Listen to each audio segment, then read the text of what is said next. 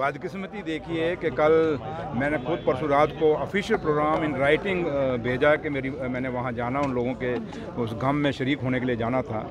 और क्योंकि हम सरकार थे, हमारा फ़र्ज़ बनता है सरकार का कि वहाँ जाके अफसोस करना था। और जब मैंने सुबह जाने लगा तो मुझे रोका गया, जम्मू से भी फ़ोन आए, फिर वहाँ से मेरे लोग जो सिक्योरिटी में मेरे साथ लगे हैं उन सारों को, अमले जामले को कहा कि डिप्टी सीएम साहब को वहाँ जाना नहीं चाहिए। और मेरी फिर आईजी साहब से बात, मेरी ऑनरेबल सीएम साहब से जैसे उन्होंने आपको बताया बात हुई, फिर मैंने आईजी से बात करने की कोशिश की, लेकिन वो खैर मीटिंग में थे। उसके बाद मैंने कठुआ के एसएसपी से भी बात की, लेकिन बदकिस्मती कि मुझे जाने का मौका नहीं दिया गया। वेयर एज बीजेपी का पूरा अमला जामला जो भी उनका था, एलओपी साहब भी गए, ऑनरेबल एमएलए साहब भी सारे गए, लेकिन हमें नहीं। इसका मतलब क्या होता है? क्या आप बाइस्ड हैं? आप नहीं चाहते कि सरकार वहाँ जाके अगर मैं जाता तो as a deputy chief minister मैंने जाता, एज ए सुरेंद्र चौधरी नहीं जाना था। तो अगर एज ए सुरेंद्र चौधरी में जाता तो आप मुझे रोकते, बट जब मैं as a deputy chief minister जा रहा हूँ तो सरकार थी। ऐसे मसलों पर सियासत आपको लगता है की जा रही है? मैं वही तो कह रहा हूँ, ये बदकिस्मती है जम्मू कश्मीर की कि हम आज हमारे बीच में से लोग जा रहे हैं, हमें उनके साथ अफसोस करने नहीं दिया जा रहा। इससे बड़ी बदकिस्मती हमारी क्या होगी जम्मू कश्मीर की? लेकिन जो हुआ वो गलत हुआ। और उसके साथ साथ ऑनरेबल एमएलए हमारे डॉक्टर रमेश्वर सिंह जो बन्नी के थे, वो बिलावर में वहाँ अफसोस करने गए। वो वीडियो आप सब ने भी चलाई, आप सब ने भी देखी। और जिस तरीके से उस पर अटैक हुआ, ये मजाक नहीं है डेमोक्रेसी का। एक इलेक्टेड आदमी है और जिस आदमी को लोगों ने चुन के भेजा है, उसके साथ आपने अगर ये कुछ हादसा हुआ है तो अब डीजी साहब को इस पे कॉग्निजेंस लेना चाहिए और देखना चाहिए कि एफआईआर लगी या नहीं लगी।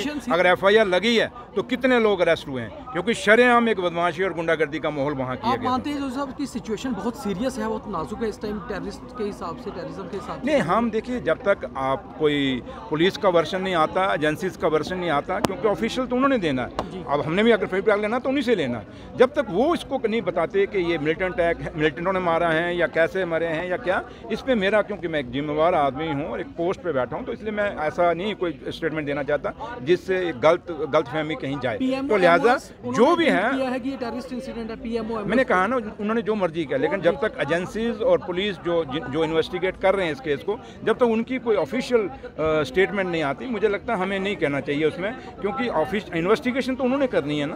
तो लिहाजा लेकिन जो हुआ वहाँ बिलावर के अंदर, जो जाने 3 गई हैं, उससे पहले भी 2 गई, उसके पहले 2 लापता भी बताए जा रहे हैं। और जहाँ जान कहीं भी जाए, चाहे वो जम्मू कश्मीर के अंदर कहीं भी जाए, जो अननेचुरल डेथ है वो अगर कहीं भी होती है तो वो बदकिस्मती है जम्मू कश्मीर के लिए। तो इसलिए ये सोचने की और विचार करने की ज़रूरत हो, तभी हम कहते हैं कि जम्मू कश्मीर में स्टेट बहुत ज़रूरी है। और वो स्टेट जब पुलिस हमारे कंट्रोल में आएगी इस गवर्नमेंट के, क्योंकि हम चुने हुए लोग हैं, तो हम फिर हमारी जवाबदेही बनती है। लेकिन आज की डेट में पुलिस हमारे अंडर ही नहीं है, तो हम भी कहीं ना कहीं एक हम कह सकते हैं कि आधी अधूरी सरकार हमारे पास है, क्योंकि law and order Jammu Kashmir में बहुत ज़रूरी है सुधारने की। और जहाँ ड्रग्स भी है, जहाँ क्राइम बढ़ रहा है, ये चीज़ों को कंट्रोल करने के लिए पॉलिटिकल लोग ही सिचुएशन ऐसी नहीं है कि स्टेटहुड वापस आए, देखिए क्या हो रहा है, क्या हालात बन रहे हैं। देखिए बीजेपी की, उनकी जो लोग ये स्टेटमेंटें देते हैं और जो चुन के आए एमएलए के, उनकी किस्मत अच्छी है कि मोदी साहब के नाम जीत के आ जाते हैं। जिस दिन अपने बलबूते पे जीत के आएंगे, अपनी टांगों पे आके खड़ी होके आएंगे,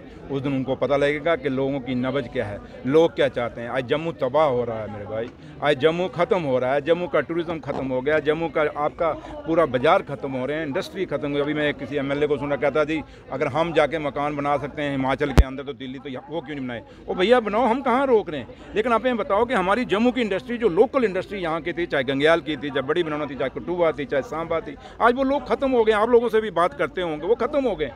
अगर आपकी नई पॉलिसी आई थी, अगर नए लोगों को आप लाइए, बट उसके साथ साथ जो पुरानी इंडस्ट्री थी उसको भी बचाना चाहिए था। इसलिए जम्मू बड़ा एक ऐसे चौराहे पे खड़ा है, हमारा नौजवान जिसको ना रोजगार है, ना उसका बिजनेस के लिए कुछ है, हमारे दुकानदार खत्म हो रहे हैं। तो इसलिए बड़ी सोचने की और चिंताजनक बात है। लेकिन बीजेपी के लोग जो एमएलए जीत के हैं, ठीक है, आप मोदी साहब के नाम पे जीते हैं भैया, अगली बार तो नहीं जीतोगे। तो इसलिए बेहतर यही होगा कि आप लोगों की बात करें, ना कि अपने। सवाल है, गुलबर्ग में जिस तरह वो फैशन शो एक हुआ है, उसकी आज नहीं, गलत है, बट सीएम साहब ने इस पर स्टेटमेंट दे दिया है, इंक्वायरी इनिशिएट हो गई है। मुझे नहीं लगता कि इस पर ज़्यादा बोलें, लेकिन जो हुआ गलत है, क्योंकि हमारा जम्मू कश्मीर का जो कल्चर और सभ्यता और हमारी संस्कृति है उसको कहीं ठेस नहीं पहुंच रही। ये बात महीने रमज़ान की नहीं है, बात है हमारे कल्चर की, हमारे आने वाली नस्लों की बात है।